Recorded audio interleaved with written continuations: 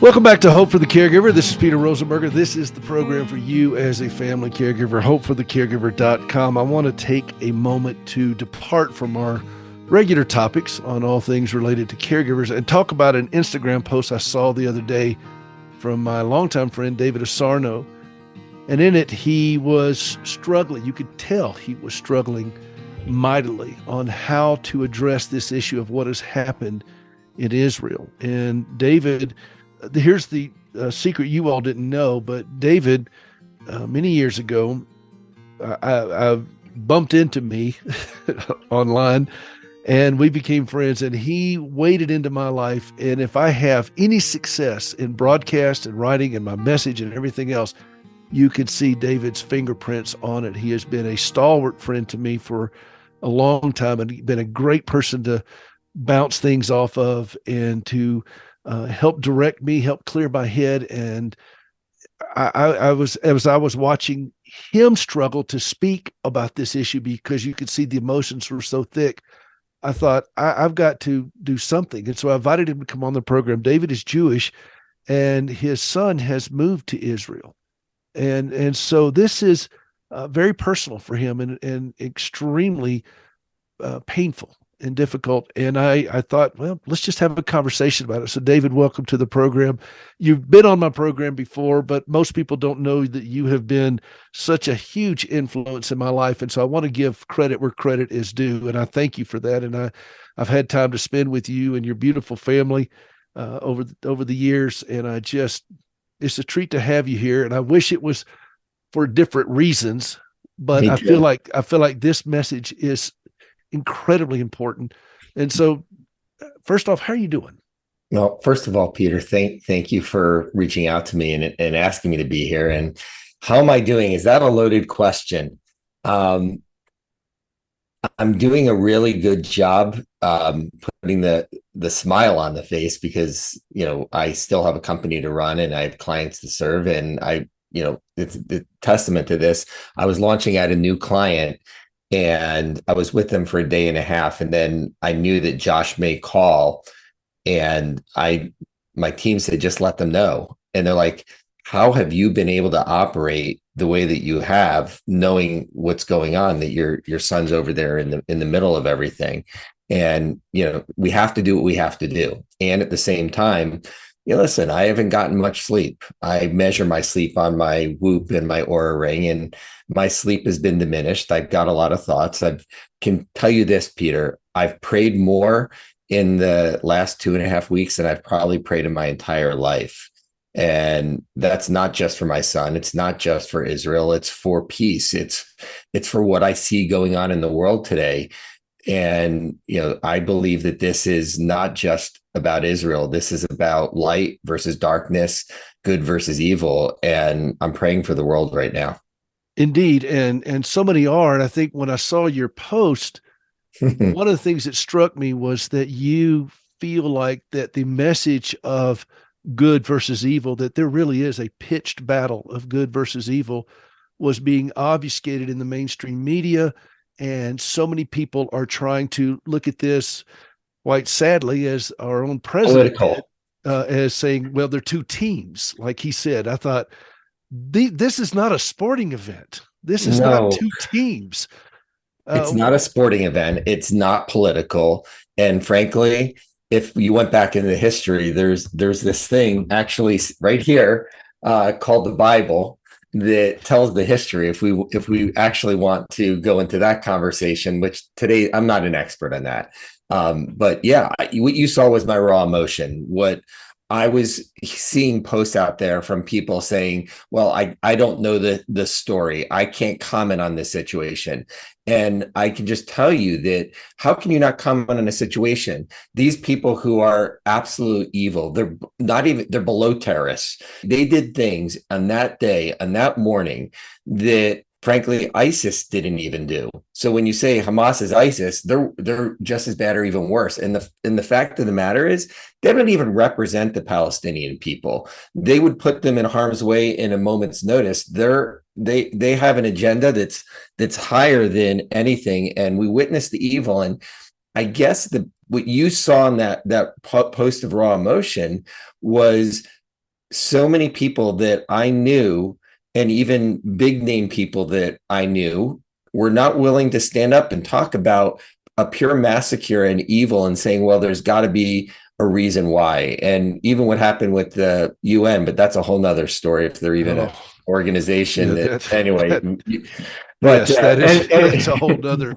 whole sad nother. set of circumstances. But yeah, I didn't know which post of mine you were talking about until you just brought it up here. But yeah, I was in a hotel room and I put my camera down and I just spoke from my heart. And I asked my daughter, was I too emotional? She said, you were emotional, post it. And so I did. She was right. She was absolutely right. Josh is in Israel. Yes. I've known him. I met him first when he was 12 or Yes, 13. he was 12. He was 11 or 12. Yeah, 12. and 12. He was now 12. here is and Josh is this amazing young man who is a champion weightlifter, and I mean, just he is a formidable young man, but he's still your boy, and He is my he boy. is in the midst of a great deal of turmoil. First off, is he safe? As I safe can be. I spoke with him today. He's as safe as safe can be right now. There's no, I've had people ask me, does he want to come back? Does he wish he could come back? And the answer is no. He's on.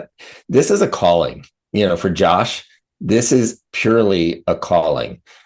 He went on a trip last June after he graduated from college. By the way, he's a smart kid. He graduated towards the top of his class He is a very smart kid. with a degree in history, with a concentration in actually military history. He focused in on World War II and he focused in on ancient China and the battles that they had.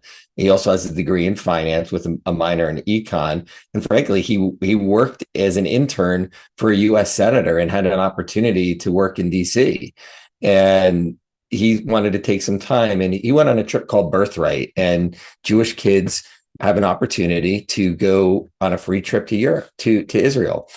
We met him at the end of the trip a few weeks after, and he told his sister that once I got landed in Israel, I knew I had to be here. It was just you.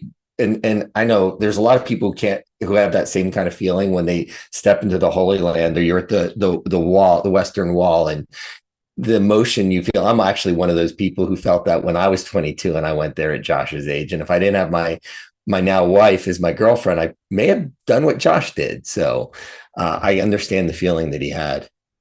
This is a tough question. Do you and your family and people that you know in your synagogue and so forth, how do you feel about what's going on here in this country? And do you feel safe? Good question. I can tell you right now that my wife, my daughter, they don't feel safe. Am I concerned?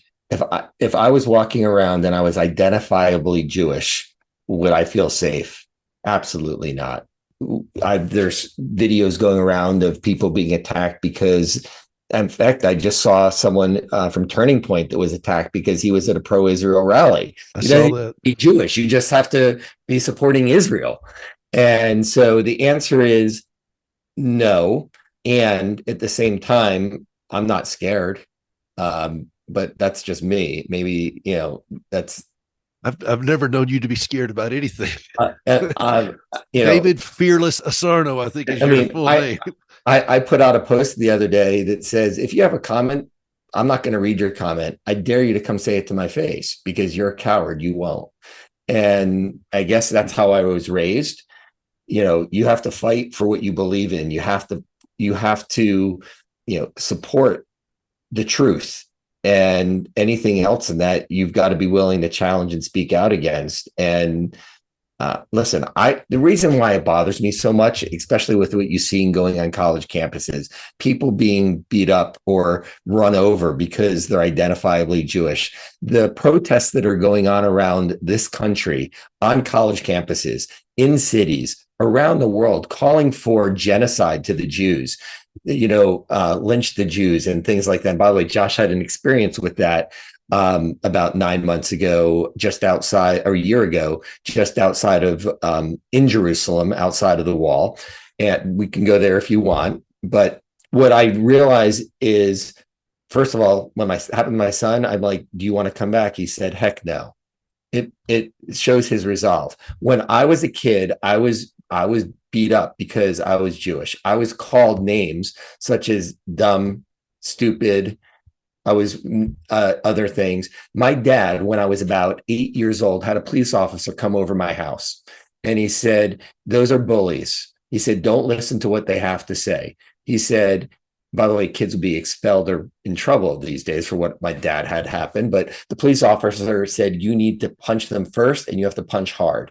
And he said, I'm going to teach you right now how to fight. I remember that. I remember it in the foyer of my house, this police officer coming upstairs and then showing me how to fight. Because when they would say this, I was ganged up on. I was punched. I'd crawl up in the ball. I was kicked. And this is me as a little kid. Well, guess what? I'm not a little kid anymore. And I'm not small anymore. No, you're not. And so I don't need to go here, but what it makes me realize is my kids never grew up with anti-Semitism. My kids didn't face it, see it like I did. And everything that I've read about the 1930s before the Holocaust happened and how Jew hatred worldwide, people didn't speak up about it. They just said it is what it is. And if you go back in history, for thousands upon thousands of years, we've been the scapegoat. No pun intended about the scapegoat, right? I know the story with Aaron. Yes. Yes. So we've become the scapegoat for any time, the communists want to call us capitalists. The capitalists want to call us communists. I've had someone who I thought was a friend talk about, well, there's satanic people out there that are masquerading themselves as Jews. And I'm like, well, someone could be evil and it doesn't matter what their born religion is. There's evil people everywhere. It doesn't matter if they're atheists or not. I'm talking with my friend David Asarnow, and you can see now why so many businesses line up to have this man come into their world to help guide them and mentor them and build a pathway to success. He's a man of deep conviction, and he's hurting. He's got skin in the game. His son Josh is there right now in Israel. David is fearless, and he wants to stand up and push back against this anti-Semitism that is rampant now worldwide. And I wanted to be a part of that with him, and I'm grateful that he's allowing me to do so. We'll have more when we come back. This is Peter Rosenberger. This is Hope for the Caregiver. Don't go away. There's more to come. Rescue the perishing, duty demands it. Strength for your labor, the Lord will provide. Welcome back to Hope for the Caregiver. This is Peter Rosenberger. I have a special guest today. It's my friend David Asarnow. We've been friends for, 12, 13 years.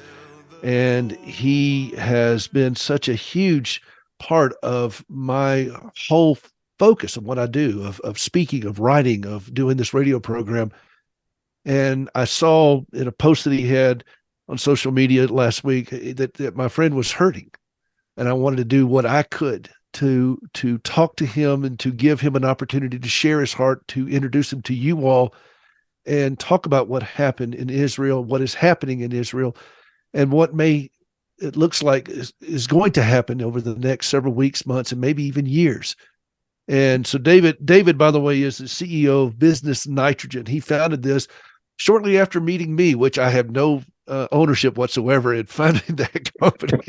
I would like to say that I was the inspiration for it, but no, I was not. I was certainly probably the inspiration for the need of it, but he's an amazing consultant to businesses, big businesses around the globe.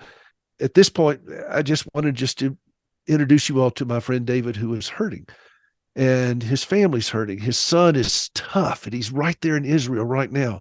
Tell me about what it was like going to synagogue right after this. Oh, I was, Josh called that morning, and we saw what was happening on the news. And I asked, I said, what can you do? And he said, if you weren't planning to, please go to synagogue today. I want you to go. And I went there, and there was other people there who knew. Actually, a friend Actually, more a friend of my wife's husband, who obviously now has become friendly with us. He's from Israel originally. He was in the IDF, and I walk in there, and he just literally hugs me, and he starts crying, and he's like, "I'm sorry." And I'm like, I said, "There's nothing for you to be sorry about. You didn't do anything." Listen, Israel needs to address this situation. What happened is unconscionable. We've got support groups, we've got prayer groups, we've got a group right now that we're reading Psalms, a complete book of Psalms every day. We have different assigned chapters. Mine are 26 to 30. And so a group of us, we're putting as much prayer out there as we possibly can, studying Torah, the Bible, as much as we can. That's what we can do from here, besides giving donations and sending supplies that are needed. Over in Israel, I would say that, my concern is Israel, it notifies everyone before they send in a missile. Israel notifies everyone to move south out of the danger zone.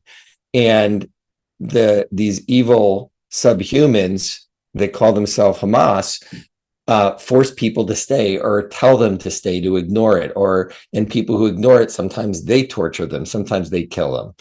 And so what's going to happen is Israel is responding. We already saw what happened with the hospital, that it was fake news and they try to blame Israel on something. We saw that this happened again with the Greek Orthodox Church, saying the hundreds were killed, and the church is still standing today. The public opinion that is so, I would say, anti-Israel, but I'd say a lot of it's anti-Jewish, is going to make Israel look really bad. And so I just ask for prayers, for support. If anyone has a friend who's Jewish or knows someone, reach out to them. Say, "Are you doing okay? I'm sending prayers your way." Because I can tell you this, I certainly know who's reached out to me, and I know those who haven't. And it makes us question a lot. What news outlet do you glean most of your information from, that you found to be the most accurate source of information that you would point people to? Bernie.news. Bernie.news. Bernie.news. It's the facts and only the facts of what's going on over in Israel right now. BERNIE.news. Okay. Well, that's where you get your factual information, because I think that's the thing a lot of people are struggling to find out, what's happening. No, there's no commentary in Bernie.news. So it's Bernie News Network, Middle East news without bias. In fact, I asked my son on that Saturday, I said, "Josh, where are you getting your information? Where's the facts without the story, without the commentary?" And this is the site that he gave me, Bernie.news. And they have a WhatsApp group, and it's literally going all day long, exactly what's happening, where missiles are coming from, what's going on. I pulled it up right now. Yes, I can see where this is going to be a very, very helpful site here to go and get this information, because I think that's the thing, is nobody knows who to trust anymore. I mean, Einstein called this back in the 30s. I believe he said, one day the media will be so powerful that people won't know who to believe anymore. Oh, totally. Einstein called that decades and decades ago, and then Francis Schaeffer basically echoed the same thing in the late 1970s. Yeah, I want people to be able to find out where they can get accurate information of what's coming on. Sadly, we cannot believe in our own media here in this country. And I don't listen to our own media in this country. This is one site. This is the one that I'm getting on WhatsApp. That you can go to the website too, but I'm getting it on WhatsApp. Okay. I got a scripture. Somebody sent me a card today, a listener to this program, Sharon, and I wanted to read this to you today. It's from Psalm 91:4, and you said you guys are going through the Psalms. "He shall cover thee with his feathers, and under his wings shalt thou trust. His trust shall be thy shield and buckler." Isn't that a great verse to hang on to? And it's what you're saying is it's we have to trust in God. This is God's hand. What is a particular scripture that has you, as you guys go through the Psalms and other passages, what's a scripture that has stuck with you? the blessing you say for your children, may the Lord bless you and keep you. May he shine his countenance on you. The Aaronic blessing. Yeah. So, that's exactly what the Kohanim do when they pray over the Israelites. It's the prayer, and it's when parents pray over their children. It's the exact same prayer. And so I think about that every night before I go to bed. That is certainly that's from the book of Numbers, chapter 6, verse 22. And the Lord spoke to Moses, saying, speak to Aaron and his sons, saying, this is the way you shall bless the children of Israel. Say to them, the Lord bless you and keep you. The Lord make his face shine upon you and be gracious to you. The Lord lift up his countenance upon you and give you peace. That's a great prayer to hang on to. And there's one other thing that my daughter and I were talking about this weekend, because I was at a client event and I was speaking. And there was close to 200 people there, and he did a prayer for the safety of all Jewish people, all of Israel. And we were talking about the story of when Moses, my son's Hebrew name is Moshe, his English name is Joshua. And there's a whole story about this, but and what my client was talking about, this story of when Moses was there and saying to Joshua, it's your time to go in there. And he was going to be facing the Canaanites and the Jebusites and all these people, these armies that were going to destroy them. And they said, you must have faith because God is with you. And I'm getting chills right now talking about it, because my daughter teared up. And when my client was talking about this story, because one, that's both of my son's name, English and Hebrew, and I did name him that on purpose and with intention. And at the same time, he has this great calling to be there. And so all of this wrapped into one, this is a God thing. And we have to try.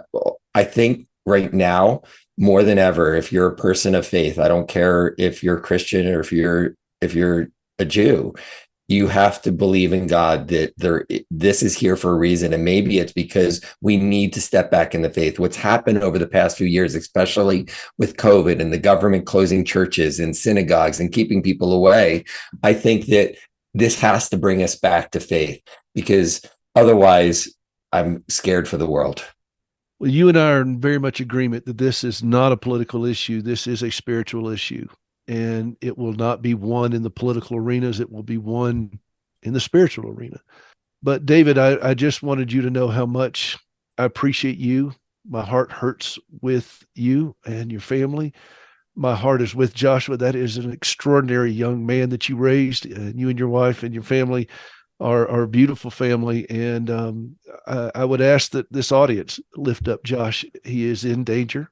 It is a place filled with turmoil and death, and yet that young man is there for life. I'm very grateful for him. So thank you for being a part of the program today, David. Thank you, Peter, for having me. You bet. We're going to end with Gracie singing a song that I wrote called Covenant Lament. I wrote it after the shooting at Covenant Presbyterian Church earlier this year, and I felt like it would be appropriate to end the program with this today. It's taken from Jeremiah 16 and Psalm 27. Oh Lord, my strength, my hope, on you I cast my care. In my distress, I know you hear my prayer. On you alone I wait, I rest upon your word. I am redeemed and free because of you. I'm not my face, incline thine ear unto me. Let my cry be heard by thee.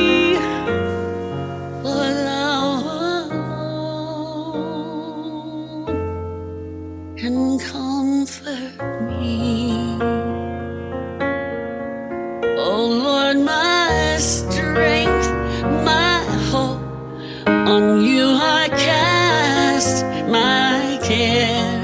In my distress, I know you hear my prayer. On you alone I wait, I rest upon your word. I am redeemed and free because of you. To you I turn, only you will I trust. Lord, I lift my heart to thee. For you, my God, has set me free. Oh Lord, my strength, my hope, on you I cast my care. In my distress, I know you hear my prayer. On you alone I wait, I rest upon your word. I am redeemed and free because of you. I am redeemed and free because of